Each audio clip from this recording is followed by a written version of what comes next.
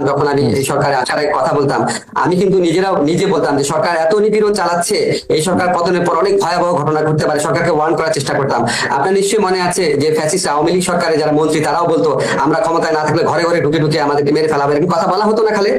তো আমরা যেই অরাজকতার শঙ্কা করছিলাম আওয়ামী লীগের 15 বছরের অপশাসনের কারণে, মানুষের প্রতি অকথ্য নিপীড়ন নির্যাতনের কারণে, মানুষের মুখ বন্ধ করে রাখার কারণে, এটার আউটবার্টস হিসাবে আমরা যতটুকু খারাপ অবস্থা আশঙ্কা করেছিলাম, আপনাকে বিনয়ের সাথে বলি ততটা খারাপ অবস্থা হয় নাই। খারাপ অনেক কিছু ঘটেছে, ততটা খারাপ কিছু হয় নাই। তারপরও যেগুলি খারাপ কিছু ঘটেছে সেখানে আমাদের সরকারের কিছু ক্ষেত্রে ব্যর্থতা থাকতে পারে, অবশ্যই আমরা ব্যর্থতা থেকে শেখার চেষ্টা করছি। আপনাকে একটা এক্সাম্পল বলি, আদালত প্রাঙ্গণে যখন হামলার ঘটনা ঘটলো তখন এটা তো আসলে দেখার কথা হচ্ছে ধরেন স্বরাষ্ট্র মন্ত্রণালয়, কিন্তু আমাদের এখানে অনেকে মনে করে কি যেহেতু আমি আইনমন্ত্রী, তো আইন শৃঙ্খলা পরিস্থিতি হচ্ছে আমার এটা আমার না রে ভাই। তারপরও আমরা একসাথে কোঅর্ডিনেটেড ওয়েতে কাজ করি, সব ব্যর্থতার ক্ষেত্রে যৌথ দায়িত্বের অংশ হিসেবে আমারও দায়িত্ব আছে, কিন্তু আলাদাভাবে এককভাবে এটা আমার মন্ত্রণালয় দেখার বিষয় না। তখন আমি স্বরাষ্ট্র মন্ত্রীর সাথে কথা বলে আমরা অনেক ইনোভেটিভ টেকনিক বের করা শুরু করলাম যে কি করব, মানুষ এত ক্ষুব্ধ। আমি যখন জিজ্ঞেস করলাম স্বরাষ্ট্র মন্ত্রণালয়কে যে মানুষ যেভাবে মারতে আসছে আপনারা ঠেকান না কেন? পুলিশ বলে পুলিশ ঠেকাতে গিয়েছিল, তখন তো পুলিশের মরাল কারেজ ছিল না, যারা মারতে এসছে তারা পুলিশকে অকথ্য গালাগালি করে বলছে তোরা শেখ হাসিনার পুলিশটা মাইরা তোদেরকে ঝুলায় রাখবো, আমাদের ধাক্কা দিস। মানে পুলিশের তো তখন মরালিটি নাই। কিছুদিন আগে পুলিশের বাহিনীর সদস্যরা হাজার হাজার ছাত্র জনতাকে হত্যা করেছে, সেই পুলিশ কি ওই মরাল কারেজটা থাকে?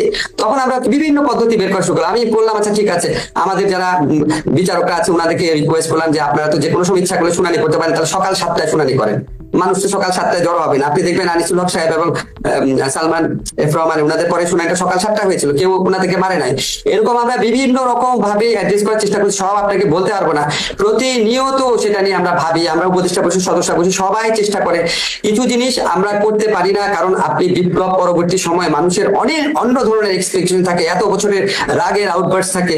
সলিমুল্লাহ ভাই যেটা বলেছে যে বিভিন্ন ধরনের সরকার, এটা বলতে পারে আমাদের তো, আমরা তো একটা পলিটিক্যাল পার্টির গভর্নমেন্ট না। পলিটিক্যাল পার্টির গভর্নমেন্ট হয় কি, তারা অনেকদিন একসাথে কাজ করে, তাদের মধ্যে কোঅর্ডিনেশন থাকে, তাদের একটা দক্ষ কর্মী বাহিনী থাকে।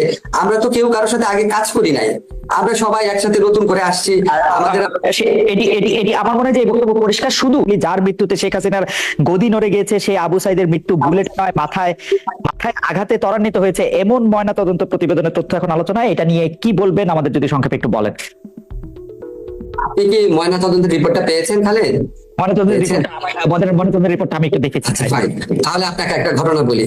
এই ময়না তদন্তটা আমি কিন্তু দেখার সময় পাইনি, আমি সারাদিন মিনিস্ট্রি কাজে ব্যস্ত ছিলাম। আপনি কিন্তু দেখবেন কাইন্ডলি, এটা কত তারিখের ময়না তদন্তের রিপোর্টটা, কত তারিখের? আচ্ছা, ময়নাতদন্তের রিপোর্ট আমি আপনাকে ক্ল্যারিফাই করি। হ্যাঁ জি, আচ্ছা ফাইন, আমি আপনাকে ক্ল্যারিফাই করি। আপনার কি মনে আছে আওয়ামী লীগ আমলে ময়না তদন্তের রিপোর্ট কিভাবে দেওয়া হতো? এটা নিশ্চয়ই আপনার মনে আছে। রাইট। জাজ্জুল্লাহর হত্যার ঘটনা আওয়ামী লীগ আমলে ময়না তদন্তে বহু ঘটনা পত্রিকা পড়েছে, আমরা ঘুরিয়ে দিত। এখন আপনি যদি এই আমলেও ময়না তদন্তের ঘটনা ঘটে, রাইট, ময়নাতদন্তের রিপোর্টটা 24শে জুলাই দেওয়া, 24শে জুলাই দেওয়া, অর্থাৎ আওয়ামী লীগ আমলে 24শে জুলাই দেওয়া আওয়ামী লীগ আমলের ময়নাতদন্ত রিপোর্ট। আপনাদের কি বিচার বিবেচনা বোধকে হারিয়ে গেছে? আপনাদের যারা এই সমস্ত প্রশ্ন তোলেন, আপনাদের কাছে অনুরোধ করি, আপনারা কি ভুলে গেছেন যে আওয়ামী লীগ আমলে ময়না তদন্তের রিপোর্ট, পুলিশের তদন্তের রিপোর্ট, ডাক্তারের রিপোর্ট সবকিছু কিভাবে ম্যানিপুলেট করা হতো? কাজে আমরা ঠিক ডেফিনেটলি আবার ময়নাতদন্ত করবো, এবং এই ময়নাতদন্ত যদি ভুল হয়ে থাকে, ম্যানিপুলেটেড হয়ে থাকে, অবশ্যই আমরা দেশবাসীর কাছে প্রকাশ করবো।